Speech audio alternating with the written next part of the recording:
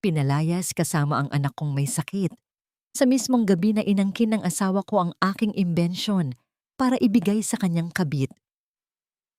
Habang sila'y nagpapakasaya sa nakaw na tagumpay sa isang marangyang hotel, ako'y nilalamon ng lamig sa kalsada. Wala kang kwenta, Mayumi, matalim niyang sabi. Ngunit hindi nila alam, ang makinang ninakaw nila ay may isang nakamamatay na lihim na ako lang ang nakakaalam. Handa na ba silang bumagsak? Amoy langis at sibuyas palagi ang mga kamay ng asawa mo, Marco. Tuwing hinahawakan niya ang mga porselanang baso natin, pakiramdam ko ay nadudumihan ang buong pagkatao ko. Hanggang kailan mo ba pagtitiyagaan ang babaeng yan dito sa pamamahay ko? Hayaan niyo na, Ma.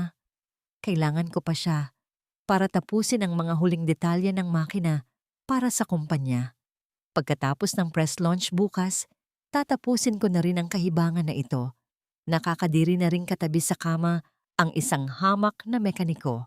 Nakatayo ako sa likod ng bahagyang nakawang na pinto ng opisina ni Marco.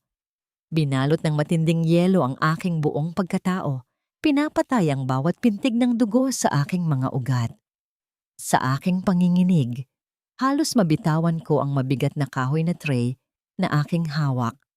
Nasa ibabaw nito ang isang mangkok ng mainit na sabaw ng bulalo na 12 oras kong pinakuluan sa kusina dahil nabanggit niyang masama ang kanyang pakiramdam at ang kanyang mamahaling paboritong suit na maingat kong pinalansya gamit ang aking sariling mga kamay hanggang sa mapaso ang aking mga daliri. Gumapang ang init ng luhang nagbabadyang tumulo mula sa aking mga mata.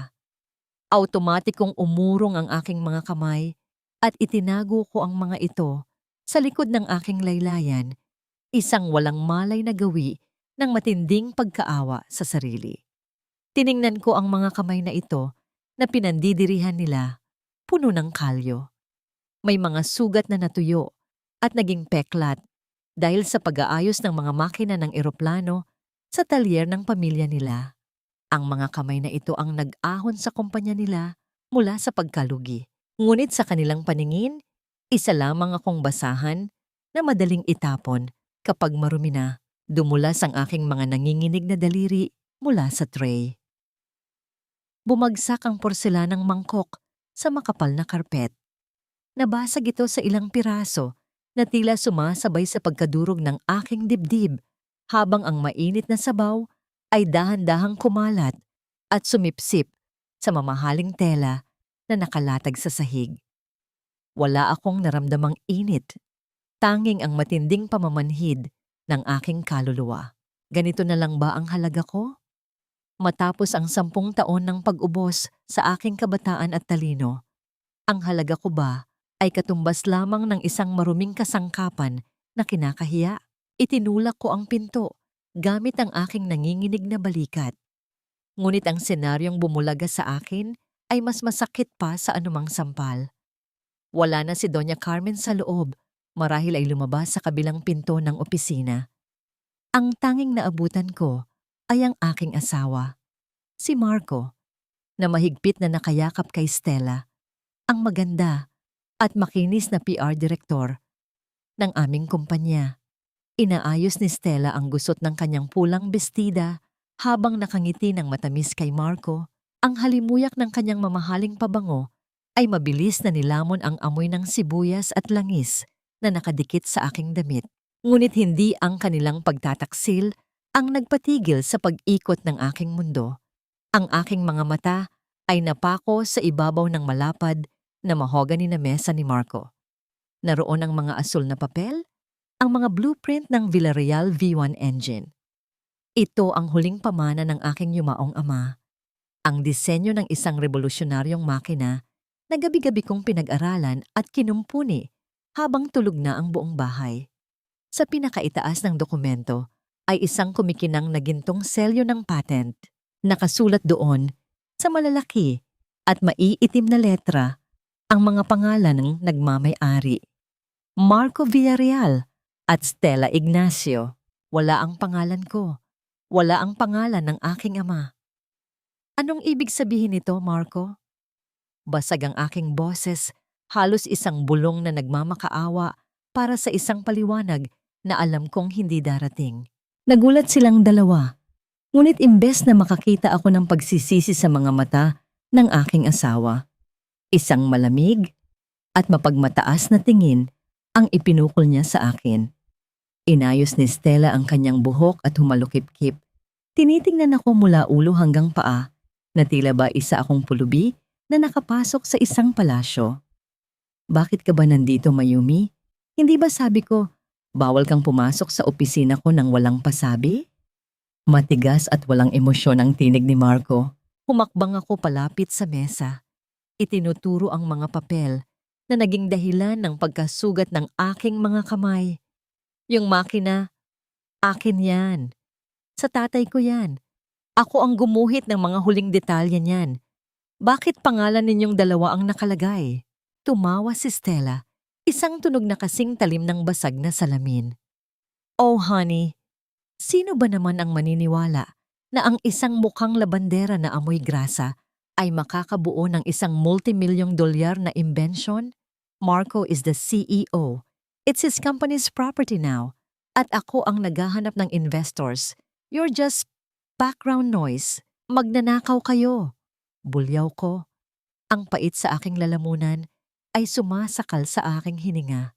Susugurin ko sana ang mesa upang kunin ang mga papel nang mabilis na hinawakan ni Marco ang aking braso at itinulak ako ng malakas pabalik. Nawalan ako ng balanse at natumba sa sahig. Saktong tumama ang aking tuhod sa nabasag na porselana ng mangkok kanina. Bumukas ng marahasang pinto sa aking likuran. Pumasok si Doña Carmen. Ang kanyang mukha ay namumula sa galit dahil sa ingay. Tiningnan niya ang natapong sabaw sa kanyang paboritong carpet bago bumaling sa akin ng may matinding pandidiri. Ano bang iskandalo ito, Mayumi? Pati ba naman sa loob ng bahay ko, nagdadala ka ng kalye-basurang ugali mo? Sigaw ng aking biyenan. Ma, kukunin na daw niya ang makina ko. Baliw na yata. Panunuya ni Marco. Binuksan niya ang drawer ng kanyang mesa, kumuha ng isang makapal na brown envelope at inihagis ito sa aking harapan. Kumalat ang mga pahina sa sahig. Ito ay mga papeles ng annulment. Pirmahan mo yan. Bukas na bukas din, ayoko nang makita ang pagmumukha mo sa pamamahay ko. You're completely useless to me now. Tumingala ako sa kanila. Ang aking mga luha ay malayang umaagos sa aking mga pisngi. Paano mo nagagawa ito sa akin, Marco? Matapos ang lahat ng isinakripisyo ko, paano ang anak natin? May sakit si Leo, kailangan niya ng pambili ng gamot. Apo, hindi ko apo ang batang yan, kung ang nanay ay isang walang utang na loob. Singit ni Doña Carmen. Dinuduro ako ng kanyang daliri na punong-puno ng mga brilyante. Pinulot ka lang namin mula sa putikan. Pinakain, binigyan ng bubong. Tapos ngayon magmamalaki ka? Kunin mo ang anak mong sakitin at lumayas kayo sa pamamahay ko ngayon din. Hindi na ako nakapagsalita. Ang mga salita nila ay parang mga kutsilyong sabay-sabay na ibinaon sa aking dibdib. Wala akong nagawa ng kaladkarin ako ng mga katulong palabas ng opisina. Itinataboy na parang isang asong may sakit. Mabilis akong tumakbo sa maliit na kwarto namin sa likod ng kusina. Naroon si Leo, ang aking 5 taong gulang na anghel, nakabalot sa manipis na kumot at nanginginig sa taas ng lagnat. Binuhat ko siya, naramdaman ko ang init ng kanyang hininga sa aking leeg. Wala na akong inempake, kundi ang kanyang paboritong maliit na laruang eroplano at ang isang manipis na jacket. Nang makarating kami sa labas ng malaking gate ng mga Villarreal, marahas itong isinara ng mga gwardiya. Iniiwan kami sa gitna ng walang awang dilim ng gabi. Bumagsak ang matinding ulan mula sa langit. Tila nakikiramay sa paghihinagpis ng aking kaluluwa. Binalot ko si Leo sa loob ng aking manipis na damit. Sinisikap na ibigay sa kanya ang natitirang init ng aking katawan habang nilalakad namin ang madilim at basang kalsada. Ang bawat hakbang ko ay mabigat, ngunit mas mabigat ang katotohanang ibinasura ako ng lalaking pinangakuan ko ng buhay ko.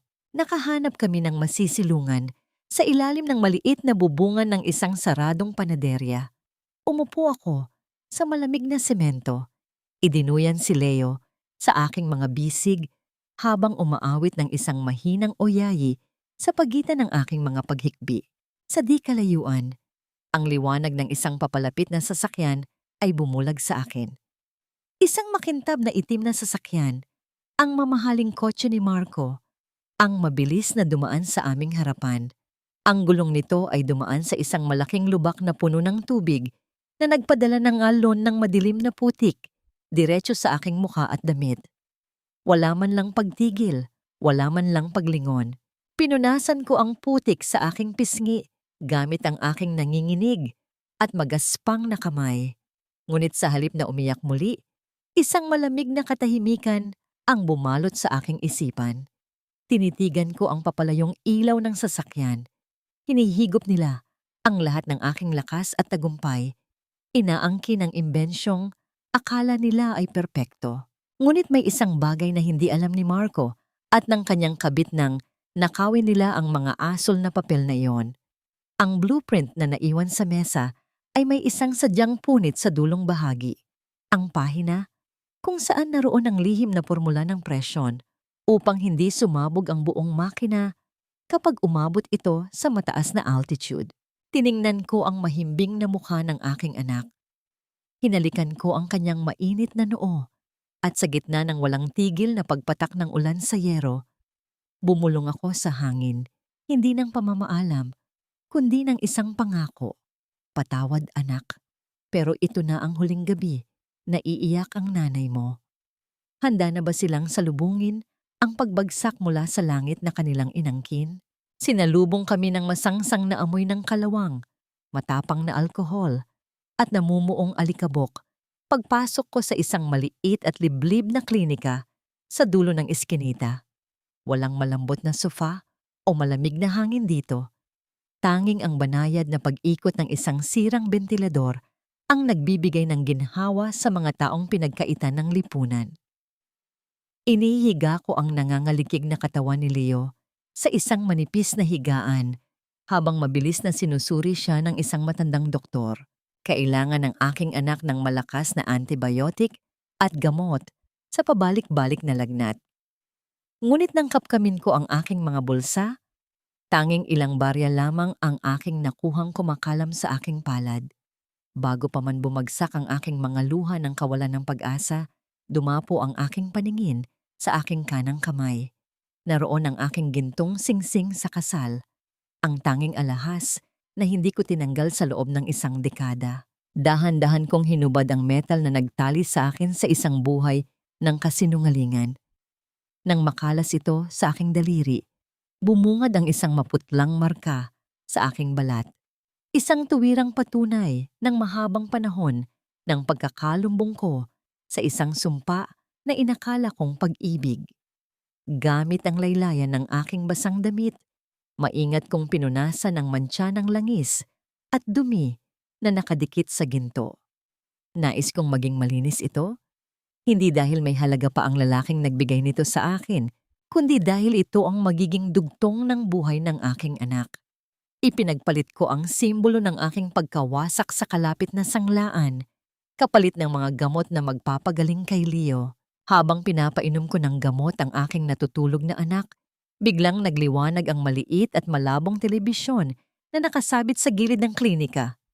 Tila sinasadya ng tadhana na buhusan ng asin ang aking mga sariwang sugat. Nasa screen si Marco. Nakasuot siya ng pamilyar na suit na sinunog ng aking mga palad sa paglalansa kanina lamang.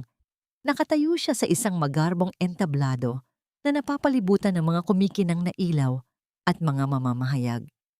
Nakakapit sa kanyang braso si Stella, nakangiti ng napakatamis, tila ba sila ang perpektong magkapareha na nagligtas sa kinabukasan ng abyasyon. Ang Villarreal V1 engine ay hindi lamang isang makina, buong pagmamalaking pahayag ng aking dating asawa. Sa harap ng mga kamera, ang kanyang boses ay umaalingaw-ngaw sa buong klinika. Ito ay ang aking handog sa buong mundo. Isang obra maestra ng aking sariling pagsisikap. Napatingin ako sa aking mga nanginginig at magaspang na kamay. Ang lalaking nagnakaw ng aking pawis sa talino ay itinuturing ngayong isang henyo sa ilalim ng mga makikinang na ilaw, habang ang tunay na lumikha ay nakaupo sa isang madilim, mabaho at malamig na sulok, nagbibilang ng barya para sa gamot. Lalo kong hinigpitan ang yakap sa aking anak. Ang puot sa aking dibdib ay hindi na naghahanap ng luha, naghahanap ito ng katarungan. Kinaumagahan, binuhat ko si Leo patungo sa isang lugar na matagal ko nang pinagkaitan sa aking sarili dahil sa pagbabawal ng aking biyenan. Sa isang maingay at magulong barangay, malapit sa riles ng tren, nakatayo ang isang lumang talyer. Sinalubong ako ng pamilyar at nakakapanatag na amoy ng nasunog na goma at pinainit na bakal. Para itong mainit na yakap ng aking yumaong ama. Nakita ko si Mang Tasio, ang matandang mekaniko na matalik na kaibigan ng aking ama. Nalaglag ang hawak niyang liyabe nang makita niya ako. Hindi siya makapaniwala na ang kinikilalang asawa ng isang bilyonaryo ay nakatayo ngayon sa kanyang harapan, putikan, basang-basa at mukhang pulubi. Mayumi, Diyos ko, anong nangyari sa inyo ng anak mo? Nasaan ang asawa mo? Nag-aalalang tanong ng matanda habang inaalalayan kaming pumasok. Tumingin ako ng diretso sa kanyang mga mata. Inililibing ang anumang natitirang kahinaan sa aking sistema. Wala na akong asawa, Mang Tasio. Isa na lang akong inang kailangang bumuhay sa anak niya. Parang awa niyo na po, kailangan ko ng trabaho. Kahit tagahugas lang ng mga pyesa, kahit tagawalis. Bigyan niyo lang po kami ng maliit na espasyo kung saan pwede kaming matulog. Matagal akong pinagmasdan ng matanda. Sa halip na awa, isang kakaibang pagkilala ang sumilay sa kanyang magaspang na mukha. Hindi ko alam kung ano ang eksaktong nakita niya sa aking mga mata. Ngunit tumango siya ng may matinding paggalang, tila ba hindi isang wasak na babae ang nasa kanyang harapan, kundi ang mismong kaluluwa ng pinakamagaling na inhinyerong nakilala niya. Pagsapit ng malalim na gabi, nang mabalot na ng katahimikan ang buong talyer, pinagmasdan ko ang mahimbing na paghinga ni Leo sa ibabaw ng pinagsama-samang karton at lumang kutsyon. Ang gamot ay tumalab na at tuluyan ng bumaba ang kanyang lagnat. Kumuha ako ng isang malapad na lumang papel at isang lapis mula sa kahon ng mga kagamitan. Sa ilalim ng aandap-andap na liwanag ng isang madilaw na bombilya, kusa at mabilis na gumalaw ang aking mga daliri. Hindi ko kailangan ng anumang kopya. Ang bawat linya, bawat sukat, at bawat balbula ng makina ay nakaukit na sa aking utak at dumadaloy sa aking dugo. Ginuhit ko ang kabuuan ng V1 engine mula sa aking memorya. Ngunit nang umabot ang dulo ng aking lapis sa bahagi ng main combustion chamber, bigla akong tumigil. Bumilis ang tibok ng aking puso. Naalala ko ang pinunit na bahagi ng blueprint sa ibabaw ng mesa ni Marco. Ang pahinang iyon ay hindi naglalaman ng pangkaraniwang sukat. Naroon ang formula ng microcalibration para sa sirkulasyon ng hangin. Dahil minadali nila ang pagnanakaw at wala silang tunay na kaalaman sa aerodynamics, hindi nila alam na ang makina ay kulang ng isang napakaliit ngunit mapanganib na lagusan ng presyon. Kinilabutan ako sa katotohanang nabunyag sa aking harapan. Kung papaandarin ang makinang iyon at dadalhin sa taas na 30,000 talampakan, ang presyon sa loob ay mamumuo at hindi makakalabas. Hindi ito isang revolusyonaryong imbensyon sa kamay nila. Isa itong nag-aantay na bomba. Kinabukasan gaganapin ang grand test flight ng V1 engine, sakay ang mga pinakamayayamang mamumuhunan sa buong mundo.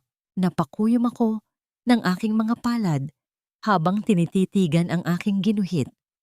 Hahayaan ko ba silang mamatay sa sarili nilang kayabangan? O ang nalalapit na trahedyang ito ang magiging perpektong entablado upang bawiin ko ang lahat ng ninakaw nila sa akin? Napakalayo ng mundo nila sa mundong ginagalawan ko ngayon, habang pinupunasan ko ang makapal na dumi sa aking mga kuko sa loob ng madilim na talyer sa isang napakarangyang bulwagan Sa kabilang bahagi ng syudad, ang mga halimuyak ng mamahaling Pranses na pabango at ang kinang ng mga kristal na aranya ay pumupuno sa hangin. Ang buong angkan ng Villarreal ay nagdiriwang. Isang marangyang salo-salo ang idinaraos bilang paghahanda para sa opisyal na paglipad ng V1 engine bukas. Sa gitna ng mga matataas na panauhin at mga bilyonaryong namumuhunan, buong pagmamalaking nakatayo ang aking dating biyenan na si Doña Carmen. Sa bawat paglagok niya ng imported na alak, kasabay nito ang pagbuhos niya ng lason tungkol sa aking pagkatao. Nakangiti siyang nagkukwento sa mga asawa ng mga politiko kung gaano kasuwerte ang kanyang anak na si Marco dahil nakawala ito sa isang lintang katulad ko.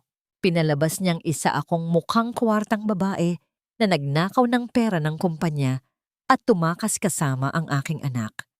Pinaniwala niya ang lahat na si Stella, ang babaeng nakakapit ngayon sa braso ng aking asawa, ang tunay na inspirasyon sa likod ng tagumpay ng Villarreal Aviation.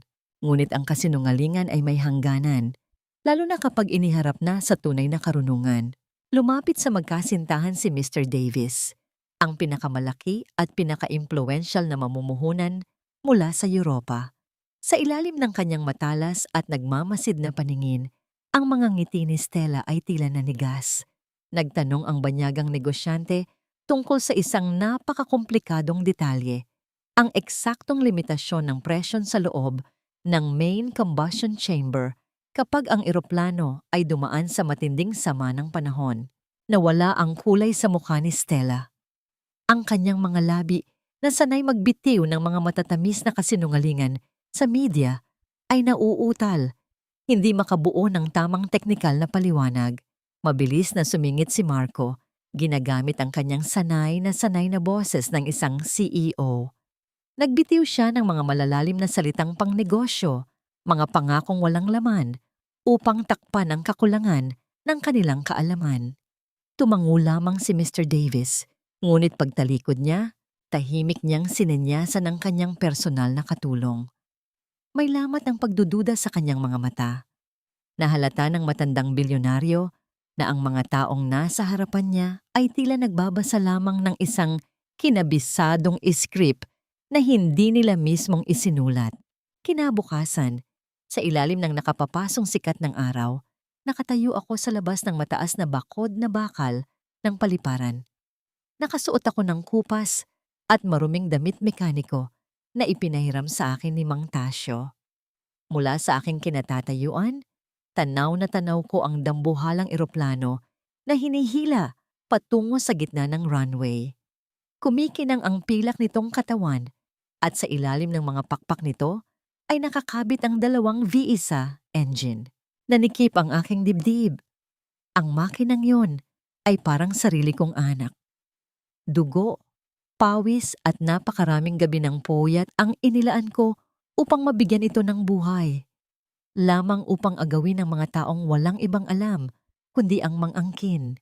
Sa hindi kalayuan, sa ibaba mismo ng eroplano, nakita ko ang isang batang mekaniko ng kumpanya na tila balisa. May dala siyang listahan ng mga huling pagsusuri. Lumapit siya kay Marco na kasalukuyang nagpapa-interview sa mga kamera.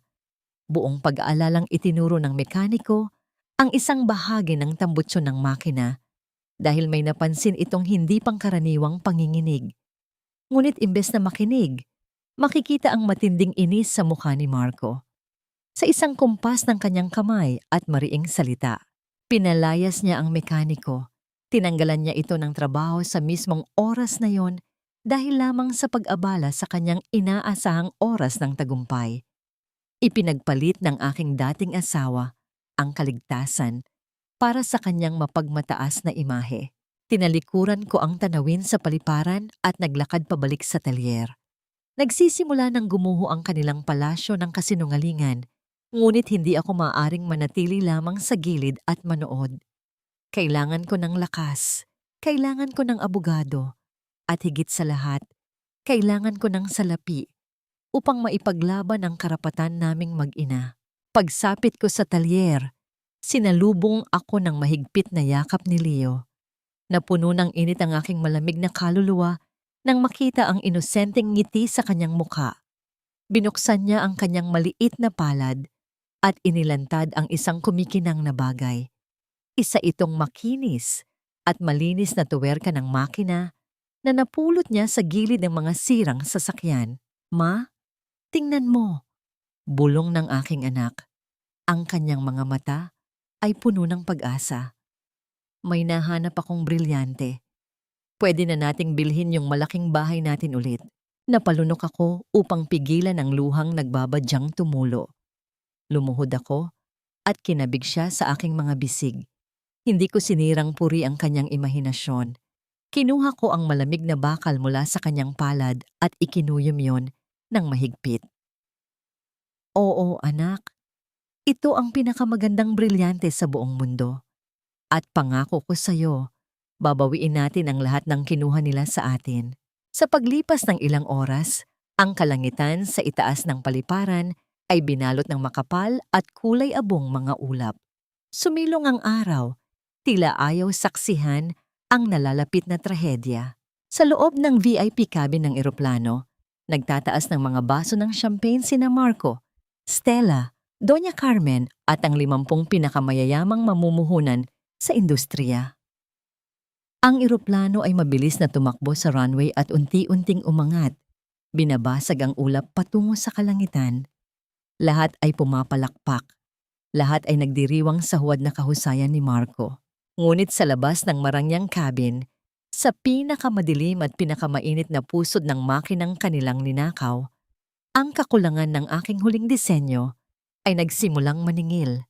Ang presyo ng hangin ay mabilis na namuo. Naghahanap ng lagusan na hindi kailanman inilagay ni na Marco at Stella.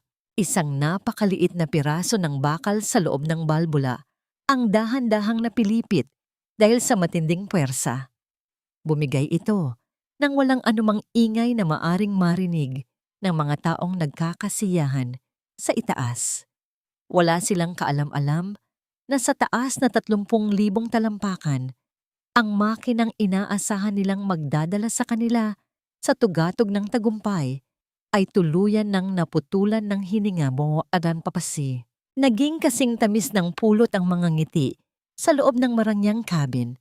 Ang mga basong kristal na naglalaman ng mamahaling alak ay nagkikiskisan, lumilikha ng isang malambing na musika ng tagumpay. Tumayo si Marco sa gitna ng pasilyo, inaayos ang kwelyo ng kanyang mamahaling suit, handang magbigay ng isa pang talumpati na puno ng mga hiniram na salita at ninakaw na karangalan. Nakasandal si Stella sa kanyang balikat, habang si Doña Carmen ay abala sa pagpapakita ng kanyang mga diamanteng singsing sa asawa ng isang politiko. Ngunit ang kasinungalingan ay hindi kayang linlangin ang kalikasan. Bago pa man makapagsalita si Marco, isang marahas at nakabibinging pagyanig ang yumanig sa buong eroplano. Ang matamis na alak ay tumalsik mula sa mga baso. Dumilig sa mamahaling karpet na tila dugong umagos mula sa isang sariwang sugat. Nawala ang musika, nawala ang mga ngiti. Ang malambot na ulap na kanilang tinatahak ay biglang naging isang mabangis na halimaw na handa silang lamunin. Bumulusok ang eroplano pababa ng ilang libong talampakan sa loob lamang ng isang kisap mata. Ang mga oxygen mask ay sabay-sabay na bumagsak mula sa kisame, sumasayaw sa gitna ng mga naghihiyawang pasahero. Ang dating mapagmataas na mukha ni Doña Carmen ay namuti sa matinding takot. Ang kanyang nanginginig na mga kamay ay mahigpit na nakakapit sa kanyang mamahaling bag na ngayon nawala na ng anumang halaga sa harap ng kamatayan. Sa loob ng buong sabik at nagkukumahog na sabungan, ang mga ilaw ng babala ay nagpinta ng nakapapasong kulay pula sa mukha ng kapitan. Ang makinang nasa kanang bahagi, ang mismong V1 engine na ipinagmamalaki ni Marco, ay nawawalan ng hininga. Ang presyon sa loob ng combustion chamber ay umabot na sa kritikal na antas, hindi makahanap ng malalabasan.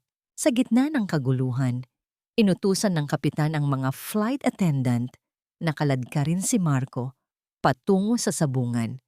Inaasahan niyang ang taong pumirma sa disenyo ng makina ang makakapagbigay ng solusyon.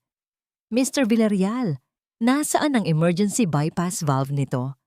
Ano ang limitasyon ng pressure natin bago sumabog ang buong pakpak? Sigaw ng kapitan.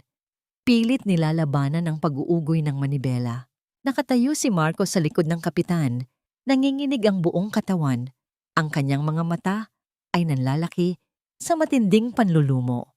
Ang lalaking sanay magmando sa isang air-conditioned na opisina ay tuluyang nawalan ng boses. Hindi ko alam, utal niyang sagot. Ang kanyang boses ay nanginginig sa kaduwagan. Stella, ano ba ang nakasulat sa mga papeles? Umiiyak na nakalugmok si Stella sa labas ng pinto ng sabungan. Ang kanyang mga kuko ay nakabaon sa kanyang pisngi. Wala silang sagot. Ang maskara ng kanilang katalinuhan ay tuluyan ng nawasak. Inilalantad ang dalawang magnanakaw na walang kakayahang iligtas ang sarili nilang mga buhay. Sa kabilang banda ng mundo, milya-milya ang layo sa ibaba. Tahimik akong nakahiga sa ilalim ng isang kalawanging truck sa talyer ni Mang Tasyo. Ang aking mga kamay ay balot ng itim na grasa habang hinihigpitan ko ang isang tornilyo. Ngunit nahinto ang paggalaw ng aking mga daliri. Mula sa itaas, narinig ko ang isang tunog na hindi mapapansin ng isang pangkaraniwang tao. Hindi ito dagundong ng kulog. Isa itong matinis at naghihingalong alulong ng bakal na pinipilit hiwain ng hangin. Isang dalang-dalang panginginig na tumagos hanggang sa aking mga buto. Kilala ko ang boses na yon. Iyon ang yak ng makinang iniluwal ng aking isipan. Ang balbula ng V1 ay nasasakal. Nabitiwan ko ang hawak kong liyabe. Mabilis akong gumapang palabas mula sa ilalim ng sasakyan at tumingala sa maulap na kalangitan. Wala akong nakita. Ngunit ang aking isipan ay malinaw na gumuhit ng senaryong nangyayari sa itaas. Ang makina ay malapit ng sumabog. Maaari ko silang hayaang mamatay. Iyon sana ang perpektong kabayaran para sa pagtatapon nila sa amin ng aking anak sa gitna ng ulan. Ngunit ang makinang iyon ay ang puso ng aking ama. At higit sa lahat, may 50 inosenteng buhay na madadamay sa kasakiman ng mag-ina. Ang puot ko kay Marco ay hindi kailanman magiging sapat upang patayin ang aking pagiging isang tunay na inhinyero. Walang pag-aalinlangan, inagaw ko ang susi ng lumang motorsiklo ni Mang Tasyo na nakasabit sa pader. Pinaharurot ko ito palabas ng barangay. Hindi inaalintana ang matinding usok at init ng kalsada. Sa bawat pag-ikot ng gulong patungo sa paliparan, hinampas ng malakas na hangin ang aking mukha.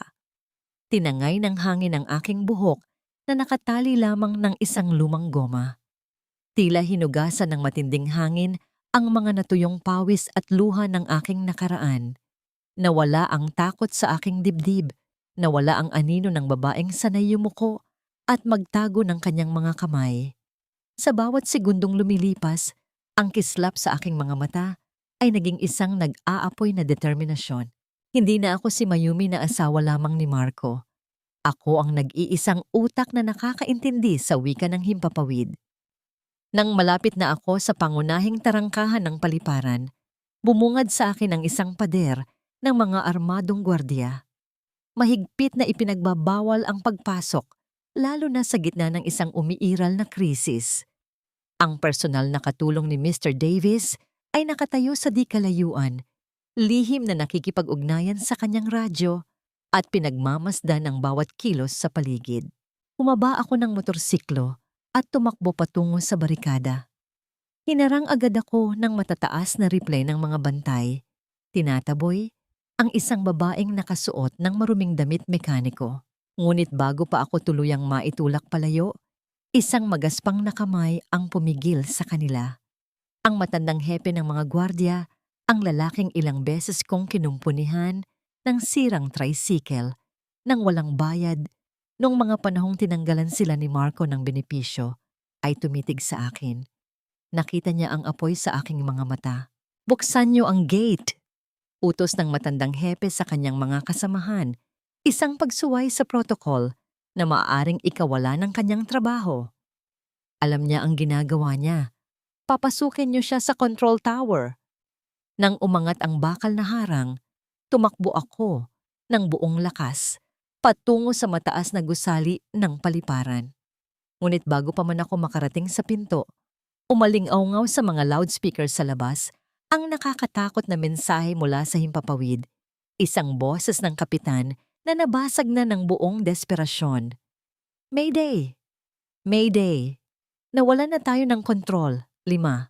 Mayroon na lamang tayong 5 minuto bago tayo tuluyang bumagsak. Walang pakundangan kung itinulak ang mabigat na salamin na pinto ng control tower. Sinalubong ako ng isang kwartong nilalamon ng matinding panik. Ang mga pulang ilaw ng babala ay walang tigil na umiikot, nagpipinta ng kulay ng dugo sa mga namumutla at pinagpapawisang mukha ng mga air traffic controller. Ang direktor ng paliparan ay napasabunot sa kanyang sariling buhok, sumisigaw ng mga utos na hindi na magawang sundin ng sinuman dahil sa tindi ng tensyon. Naglakad ako patungo sa pinakasentro ng silid. Ang aking mga matang nag-aapoy ay nakapako sa pangunahing radyo na direktang nakakonekta sa sabungan ng bumabagsak na eroplano. Bago ko pa man maabot ang kagamitan, isang gwardiya ang nagtangkang humarang sa akin. Ngunit sa isang malamig at makapangyarihang titig na iginawad ko sa kanya, kusa siyang umatras. Hindi na ako ang babaeng yuyuko upang humingi ng pahintulot. Bago ko dampian ang malamig na metal ng mikropono, isang kusa at hindi malimutang gawi ang ginawa ng aking mga kamay. Maingat kong pinagpagan at inayos ang mga gusot ng aking marumi at amoy grasang damit mekaniko. Sa gitna ng kaguluhan, tinawag ng aking isipan ang pormalidad at dangal ng isang tunay na punong inhinyero. Nang ilapit ko ang aking mga labi sa mikropono, ang aking boses ay lumabas na kasing talim ng yelo, pumuputol sa lahat ng ingay sa loob ng tore. Kapitan, ako si Mayumi. Ako ang nagdisenyo ng makinang yon. Ilapit mo ang radyo sa mismong gauge ng panel upang marinig ko ang problema. Mula sa kabilang linya, hindi ang kapitan ang sumagot, kundi isang pamilyar na boses na punong-puno ng pagkaduwag at pagkasindak. Mayumi, anong ginagawa mo dyan? Narinig ko ang panginginig ng boses ni Marco sa kabila ng maingay na pagyanig ng eroplano. Kapitan, baliw ang babaeng yan. Isang hamak na tagahugas lang yan sa talyer namin. Huwag ninyong pakinggan. Baka gusto niya tayong patayin lahat. Hindi ko pinansin ang kanyang mga panlalait. Ang mga salita niya ay tila hangin na lamang na dumadaan sa aking tainga. Walang bigat, walang halaga. Manahimik ka, Marco. Kung gusto mo pang mabuhay, mariing utos ko. Kapitan, ilapit mo ang mikropono. Ngayon din, isang mabilis na pagkaluskos ang narinig mula sa linya. Sumunod ang kapitan. Ipinikit ko ang aking mga mata. Inilalayo ang aking diwa sa silid na kinaroroonan ko at inililipad ang aking isipan sa loob ng mismong naghihingalong makina. Pumasok sa aking pandinig ang isang masalimuot na awitin ng pagkasira. Nakinig ako sa garalgal ng napupunit na metal, ang hindi pantay na paghinga ng umiikot na ilisi, at ang matinis na iyak ng hangin na nakulong sa loob ng combustion chamber. Bawat tunog ay may katumbas na larawan sa aking utak. Sa loob ng 5 segundo, natukoy ko ang sakit. Ang pangalawang balbula ang nakabara dahil sa matinding pag-ipon ng presyon. Kalmado kong pahayag, walang bahid ng pag-aalinlangan. Kapitan, kailangan mong patayin ang pangunahing makina sa kanang bahagi.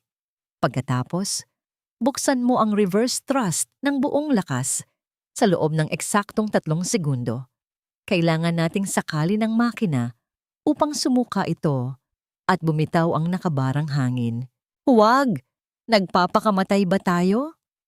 Umalingaw-ngaw ang nakakabinging tili ni Stella. at ang garalgal na iyak ni Doña Carmen mula sa background. Ginamit ni Marco ang kanyang natitirang lakas upang sumigaw, "Papatayin mo tayo, Mayumi, Kapitan! Huwag mong sundin ang baliw na yan." Ngunit narinig ko ang malalim at buong boses ng kapitan na sumapaw sa mga iyak ng mag-ina. "Nakilala ko ang tatay mo, Mayumi. Alam kong nasa dugo mo ang kalangitan. Maniniwala ako sa'yo. Brace for impact." Pinatay ng kapitan ang makina. Bumulusok ang eroplano pababa nang walang pumipigil. Sa loob ng control tower, tumigil ang paghinga ng lahat. Walang gumalaw, walang nagsalita. Ang tanging naririnig ay ang patak ng mga pawis na bumabagsak sa sahig at ang mabilis na pagtibok ng aking puso. 1, 2, 3. Isang matinding pagyanig ang naramdaman kahit sa aming mga radyo, sinundan ng isang mahaba at malakas na pagbuga ng hangin. Pagkatapos ng nakakasakal na katahimikan, isang makinis at tuloy-tuloy na ugong ng umaandar na makina ang pumuno sa linya. Nawala ang tunog ng namamatay na metal. Ang halimaw ay naging kalmado at masunuring muli. Altitude stabilized. Engine pressure is back to normal.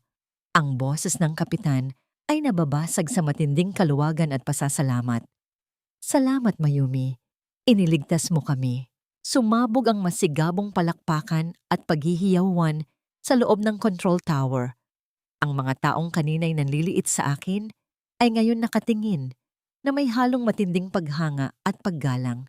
Ibinaba ko ang mikropono sa mesa nang walang anumang ingay. Wala akong nangiti sa labi. Wala akong nadaramang utang na loob. Tinalikuran ko ang mga instrumento, lumingon ng bahagya upang bigyan ng radyo ng isang huling sulyap ng pagkaawa para sa mga taong nasa itaas at nagsimulang maglakad palabas. Habang naglalakad ako palayo, sa isang madilim na sulok ng silid, isang digital na kagamitan ang tahimik na umiikot. Walang nakapansin na ang bawat salitang binitawan ni Marco na nagpapakita ng kanyang kawalang alam at bawat mahusay na utos na aking isinatinig ay automatikong nai-record. Ang selyadong audio file na ito ay matagumpay nang naipadala sa pribadong server ni Mr. Davis bago pa man ako makalabas ng pinto. Pagbaba ko sa hagdanan palabas ng gusali, sinalubong ako ng malamig na hangin ng hapon. Ngunit bago pa man ako makabalik sa aking hiniram na motorsiklo, isang linya ng mga makikinang at itim na sasakyan ang biglang humarang sa aking daraanan. Mula sa mga sasakyang ito, bumaba ang 6 na lalaking nakasuot ng pormal at mamahaling itim na suit. Humigpit ang hawak ko sa susi ng motorsiklo. Inaasahang ito ay mga tauhan ng mga Villarreal na inutusan upang patahimikin ako. Ngunit sa halip na umatake o maglabas ng armas, ang lalaking nasa unahan ay humakbang papalapit sa akin. Inalis ang kanyang madilim na salamin at buong paggalang na yumuko ng malalim sa aking harapan. "Miss Mayumi," wika ng lalaki, ang kanyang tono ay may halong matinding paggalang na hindi ko kailanman narinig mula sa pamilyang pinagsilbihan ko ng 10 taon. "Naghihintay po sa inyo si Mr. Davis." Ang malamig at tahimik na hangin sa loob ng pinakamarangyang silid-pulungan ng paliparan ay tila may dalang patalim. Nakaupo si Marco sa dulo ng mahabang mesang yari sa salamin. Basang-basa ng malapot na pawis ang kanyang noo sa kabila ng malakas na air conditioning. Katabi niya si Stella, na kanina pa walang tigil sa pagkagat ng kanyang mga kuko. Ang dating mapagmataas na mukha ay pinusyaw ng matinding takot. Sa kabilang dulo ng mesa, nakatayo si Mr. Davis. Ang matandang bilyonaryo ay hindi sumisigaw, ngunit ang talim ng kanyang paningin ay sapat na upang durugin ang anumang natitirang kayabangan ng aking dating asawa. Sa gitna ng mesa, isang itim na aparato ang kasalukuyang nagpapatugtog ng isang pamilyar na usapan. Ang aking malamig na boses na nagbibigay ng tamang utos at ang nanginginig na tinig ni Marco na nagpapakita ng kanyang buong kamangmangan. Ang katotohanan ay umalingaw-ngaw sa buong silid, walang iniiwang puwang para sa kasinungalingan. Bumukas ang malaking pinto ng silid. Pumasok ako, hindi na bilang isang maruming mekaniko, kundi bilang isang babaeng muling natagpuan ang kanyang halaga. Inihanda ng mga tauhan ni Mr. Davis ang aking kasuotan. Ang magaspang kong damit na amoy langis ay napalitan ng isang malinis at matalim na itim na suit. Ang aking buhok, na dati ay nakatali lang ng lumang goma, ay maayos na nakabagsak sa aking mga balikat. Wala nang amoy ng kalawang. Ang nakapaligid sa akin ngayon ay ang banayad at malinis na halimuyak ng isang bagong simula. Nanlaki ang mga mata ni Marco nang makita ako. Napasinghap si Stella. Pilit na iniiwas ang kanyang paningin. I will not mince my words, Mr. Villarreal. Malamig na wika ni Mr. Davis habang kinuha ang makapal na folder ng kontrata at buong lakas na inihagis ito sa mismong dibdib ni Marco. Ang mga papeles ay kumalat sa mesa na parang mga tuyong dahon. You are a fraud. Nagnakaw ka ng imbensyon na hindi mo naiintindihan at muntik mo nang patayin ang 50 tao. Kakasuhan ko kayo ng estafa at criminal negligence.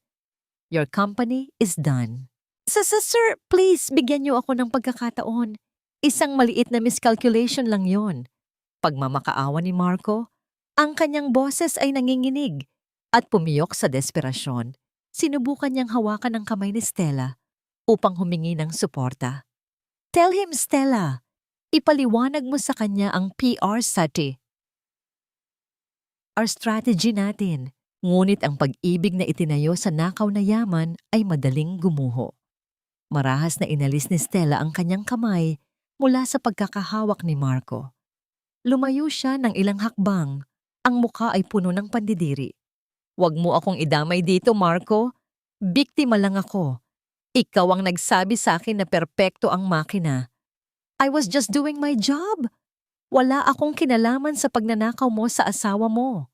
Tiningnan ni Marco ang kanyang kabit. Ang mukha ay pinintahan ng matinding pagkawasak at hindi makapaniwala. Ang babaeng pinagpalit niya sa akin ay inililaglag siya sa unang pagkakataon na nakita nito ang panganib. Binaling ni Mr. Davis ang kanyang atensyon sa akin at ang kanyang matigas na mukha ay napalitan ng isang maginoong ng ngiti. Nag-abot siya ng isang bagong kontrata. Ang mga pahina ay kumikinang sa ilalim ng ilaw. Mayumi, ang industriyang ito ay kailangan ng isang tulad mo. I am offering you the position of Chief Engineer for our Asia operations.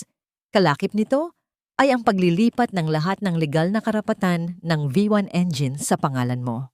Tinitigan ko ang kontrata. Narito ang buhay na ipinagkait sa akin ng mahabang panahon. Kinuha ko ang gintong panulat. Ngunit bago ko ilapat ang tinta sa papel, tumingin ako ng diretso kay Marco. Pipirmahan ko ito, Mr. Davis, matatag kong sabi. Ngunit may isa akong kondisyon. Gusto kong bilhin ninyo at ilipat sa pangalan ko ang lumang talyer ng aking ama. Ang talyer na isinangla ng pamilya Villarreal para pondohan ang kanilang mga luho. Tumango si Mr. Davis nang walang pag-aalinlangan. Pinirmahan ko ang dokumento. Sa sandaling iyon, inilabas ng bilyonaryo ang isang maliit at mahabang kahon ng pelus mula sa kanyang bulsa. Binuksan niya ito sa aking harapan. Sa loob ay isang makintab na tanso na may nakaukit na malalalim at formal na letra. Engineer Mayumi, Chief of Aviation. Dahan-dahan kong inilapat ang aking mga daliri sa malamig at makinis na tanso. Sinundan ng aking mga kalyadong daliri ang kurba ng aking pangalan. Sa bawat haplos, naramdaman ko ang pagkawala ng bigat na 10 taon kong dinala. Wala akong pakialam kung may makakita, ngunit isang mainit na luha ang tahimik na tumulo mula sa aking mata at pumatak sa tanso. Hindi ito luha ng pighati, kundi luha ng isang anak na sa wakas ay nabigyan ng hustisya ang pamana ng kanyang ama. Paglabas ko ng gusali, isang malaki at itim na sasakyan ang naghihintay para sa akin. Pagbukas ng pinto, sinalubong ako ng mainit at malambot na hangin na may amoy ng mamahaling balat ng upuan. Sa likod, nakaupo si Leo. Malinis na, nakasuot ng makapal at bagong jacket. At may hawak na isang malaking laruang eroplano. Nang makita niya ako, mabilis siyang yumakap sa akin. Naramdaman ko ang lambot at init ng kanyang katawan, isang napakalaking kaibahan sa malamig at basang ulan noong gabi na pinalayas kami. Ma, ang ganda ng kotse. Hindi na tayo mauulanan dito? Inosenteng tanong ng aking anak habang hinahaplos ang malambot na upuan. Hinalikan ko ang kanyang noo, pinupuno ng pagmamahal ang bawat sulok ng kanyang takot. Hindi na, anak. Hindi na tayo kailanman muling lalamigin. Tayo na ang may-ari ng langit. Habang tahimik kaming binabagtas ang makinis na kalsada patungo sa aming bagong tahanan, nakatanggap ako ng isang mensahe mula sa legal team ni Mr. Davis. Ang pagbagsak ni Marco ay simula pa lamang. Sa kanilang pag-iimbestiga sa kaba ng mga Villarreal, isang madilim na lihim ang natuklasan. Si Doña Carmen, upang mapanatili ang kanyang mapagmataas na imahe sa lipunan, ay palihim na umutang ng ₱1,000,000 mula sa isang sindikato sa ilalim ng lupa.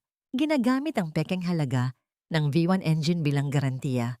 Ngayong wasak na ang kumpanya, ang mga pating ay nakakaamoy na ng dugo. Nang gabing iyon, bumuhos muli ang malakas na ulan sa syudad. Sa labas ng malaki at magarbong gate ng mansyon ng mga Villarreal, ang mismong gate kung saan nila kami itinapon na parang basura, ay may mga opisyal ng gobyerno at bangko na nagdidikit ng mga malalaking papel ng foreclosure. Pinalibutan ng mga dilaw na laso ang palasyo ng mga mapagmataas. Sa gitna ng kulog, isang magkakasunod at desperadong katok ang umalingaw-ngaw sa matigas na kahoy ng pinto. Ang bawat patak ng ulan na bumabagsak sa paligid ay tila nagdiriwang sa pagbagsak ng isang imperyo na itinayo sa kasinungalingan. Sa labas ng malaking gate ng mansyon ng mga Villarreal, ang mga kawani ng bangko na inaalalayan ng mga pulis ay walang awang naglalabas ng mga muebles. Ang mga mamahaling florera na palaging pinupunasan ko noon nang may takot na mabasag ay ngayon ay walang ingat na isinasakay sa mga truck. Sa gitna ng kaguluhan, isang nakabibinging tili ang bumasag sa gabi. Si Doña Carmen, ang dating reyna ng lipunan, ay nagpupumiglas habang kinukuha ng mga tao ng bangko ang kanyang mga mamahaling bag at alahas. Ang kanyang buhok, na dati ay laging perpekto ang pagkakaayos, ay gulo-gulo at basang-basa ng ulan.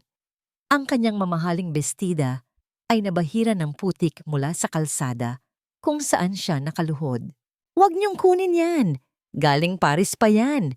Mga hampas lupa, hindi niyo alam kung sino ako!" Sigaw niya habang pinipilit na agawin ang isang mamahaling kwintas mula sa kamay ng opisyal. Ngunit walang nakinig. Walang awang ibinaba ng pamilyang ito ang lahat ng tao sa kanilang paligid. Kaya naman nang sila ay bumagsak, walang nag-alok ng kamay upang sila ay ibangon. Ang mga lihim na utang na itinago niya para mapanatili ang kanyang mapagmataas na imahe ay tuluyan ng sumingil. Samantala, sa isang maaliwalas at modernong gusali sa kabilang bahagi ng syudad, tahimik akong nakaupo sa aking malawak na opisina.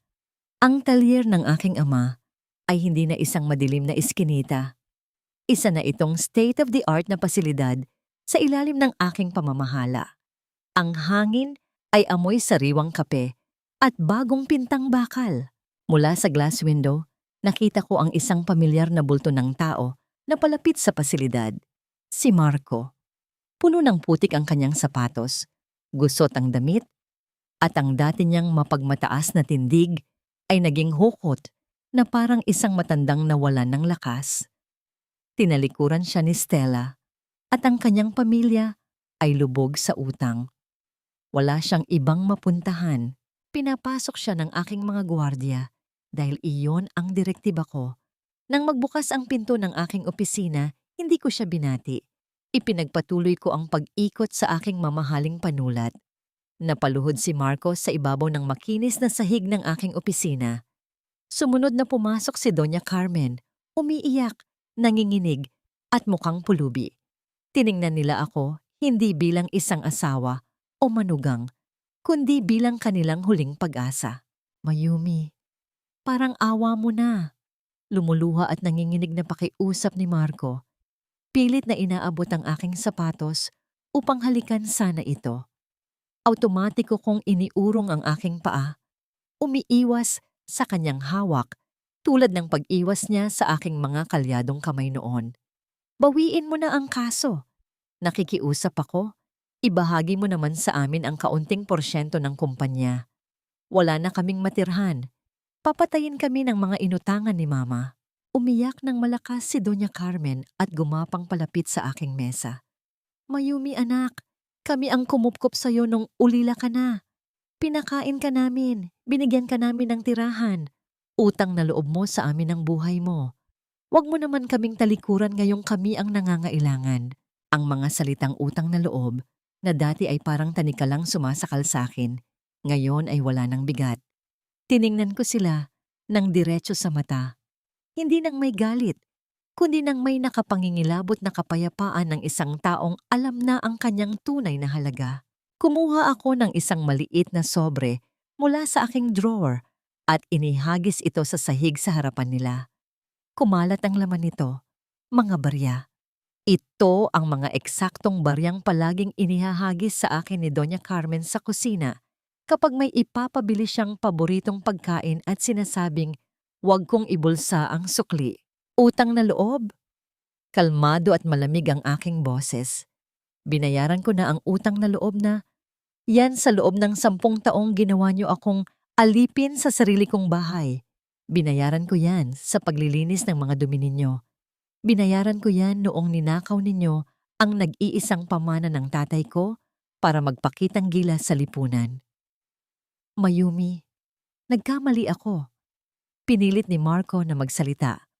Ngunit itinaas ko ang aking kamay upang patigilin siya. Sininggil ninyo ako ng labis-labis, Marco. At noong ako ang nangailangan ng kahit konting habag para sa anak natin na naghihingalo, itinapon ninyo kami sa ulan. Kaya huwag kayong pumunta rito at humingi ng awa dahil inubos ninyo ang lahat ng awa ko noong gabing iyon.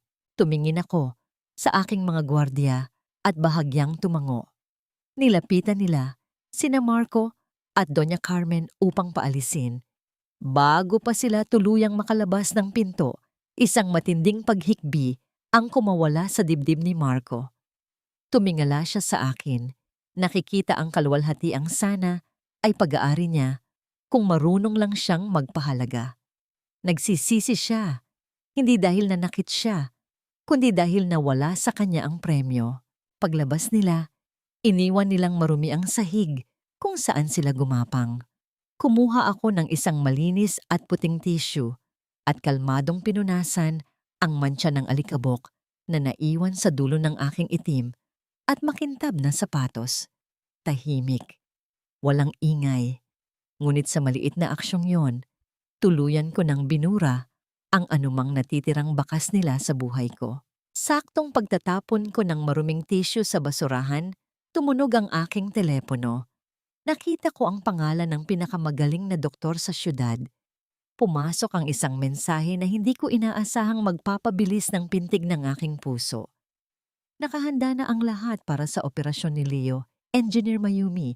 Hinihintay ka na niya. Ang katarungan ay nakamit na, ngunit ang pinakamalaking tagumpay ko ay hindi ang pagbagsak nila, kundi ang pagligtas ko sa bukod tanging buhay na mahalaga sa akin. Tumayo ako, iniwan ang mga anino ng nakaraan at naglakad palabas patungo sa nag-iisang liwanag ng aking bukas. Sa gilid ng kwarto, ang makina ng monitor na nagbabantay sa tibok ng puso ay patuloy sa pagbibigay ng pantay at payapang ritmo. Lumipas ang isang buong taon at ang mga sugat ng nakaraan ay dahan-dahang naghilom na tila mga gasgas na iniwan lamang ng panahon sa loob ng isang malawak at kumikinang na silid na puno ng liwanag mula sa araw. Maririnig ang isang malamyos at inosenteng tawa na pumupuno sa buong espasyo. Si Leo, na dati nakabalot sa manipis na kumot habang nilalamon ng mataas na lagnat, ay ngayon isang malusog, masigla at matalinong bata. Hawak niya ang isang bagong modelo ng laruang eroplano, tumatakbo at iniikot ito sa hangin sa paligid ng aking malaking mesa. Ang operasyon ay naging matagumpay. Ang tanging nalabi sa kanyang sakit ay ang maliit na peklat na tanda ng aming matinding pakikipaglaban sa buhay. Ma, tingnan mo! Mas mabilis pa ito kaysa sa mga ulap. Masiglang sigaw ng aking anak. Ang kanyang mga mata ay nagniningning ng purong kagalakan. Tumigil ako sa pagtingin sa mga pinakabagong disenyo ng mga pakpak ng eroplano at binigyan ko siya ng isang malambot at mainit na ngiti. Oo naman anak, dahil ang eroplanong yan ay ginawa ng anak ng pinakamagaling na inhinyero sa buong Asya. Habang masaya kaming nagtatawanan, automatikong bumukas ang isang maliit na telebisyon sa gilid ng silid na nakakonekta sa mga balita tungkol sa industriya. Subalit, sa halip na mga tagumpay ng kumpanya, isang balitang lokal ang umagaw sa aking pansin. Ipinakita sa balita ang isang kilalang sindikato na nahuli ng mga awtoridad. Sa background ng mga pulis, nakita ko ang isang babaeng nakakulong, walang make-up, magulo ang buhok, at pilit itinatago ang muka sa kamera. Si Stella. Nahuli siya dahil sa panggagantso at pandaraya sa mga maliliit na negosyante upang mabuhay. Sumunod na ipinakita ang isang madilim at masukal na eskinita sa tondo. Isang lalaking nakasuot ng maduming sando na may mabigat na sako ng semento sa balikat. Ang hirap na naglalakad sa ilalim ng matinding init. Ang pawis at dumi ay bumalot sa kanyang mukha. At nang bahagya siyang lumingon sa kamera, kinilala ko ang mata ng isang taong tuluyan nang nawalan ng pag-asa. Si Marco. Nagtatrabaho bilang isang kargador upang bayaran ang mga natitirang utang at ang maliit na kwartong inuupahan nila ng kanyang inang, si Doña Carmen. Ang balita ay nagulat din tungkol sa isang matandang babae na palaging nasa labas ng isang sirang bahay. May suot na pekeng plastik na alahas, kinakausap ang mga asong gala tungkol sa kung paano siya mamimili sa Paris bukas. Pinatay ko ang telebisyon nang walang anumang emosyon. Wala akong nadaramang awa, ngunit wala rin akong nadaramang galit. Ang galit at paghihiganti ay naging pabigat lamang na matagal ko nang ibinaba sa tabi ng kalsada noong gabing iyon ng malakas na ulan. Nang hapong iyon, ginanap ang grand opening ng Manuel Aviation Research Center, isang pasilidad na ipinangalan ko sa aking yumaong ama na naitayo sa mismong lugar ng kanyang lumang talyer. Napapalibutan ako ng mga higante sa industriya ng abyasyon, mga internasyonal na inhinyero, at mga kinatawan ng pamahalaan. Nakatayo ako sa isang mataas na entablado, nakasuot ng makintab at puting suit. Hindi ko na kailangan ng lalaki upang itago ako. Ako na mismo ang liwanag na nagbibigay direksyon.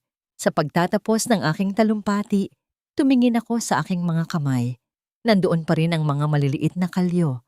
Nandoon pa rin ang mga peklat na naiwan ng mga naitagong sugat mula sa langis, init at bakal. Ngunit hindi ko na ito ikinahiya. Hindi ko na ito itinago sa likod ng aking likuran katulad ng dati. Sa halip, buong pagmamalaki kong itinaas ang aking mga kamay sa harap ng buong mundo habang hawak ang mikropono. Ang mga kamay na ito ang naglaban ng mga damit ng mga taong nagtapon sa akin. Ang mga kamay na ito ang nakaranas ng matinding kalupitan. Ngunit higit sa lahat, ang mga kamay na ito ang gumawa ng makina na nagliligtas sa libu-libong buhay sa kalangitan. Ang tunay na kagandahan ay hindi makikita sa makinis na balat na nababalutan ng mga mamahaling diamante. Ito ay makikita sa mga magagaspang na daliri na nagawang bumuo ng sarili niyang kaharian mula sa pagkawasak. Pagkababa ko ng entablado, sinalubong ako ng mahigpit na yakap ni Leo. Lumuhod ako at hinalikan ng kanyang noo. Pinupuno ang aking sarili ng pinakadalisay at pinakatunay na pag-ibig sa mundo. Wala akong asawa at hindi ko kailangan ng isa. Buo na ako. Sabay kaming tumingala sa bughaw at malinaw na kalangitan. Isang eroplano ang dumaan sa itaas, tahimik at ligtas na naglalayag patungo sa malayo, habang ang init ng araw ay banayad na humahaplos sa aming mga mukha. Ang bawat pangako ay natupad, at ang bawat luha ay naging perlas, tahimik, payapa, at higit sa lahat, malaya.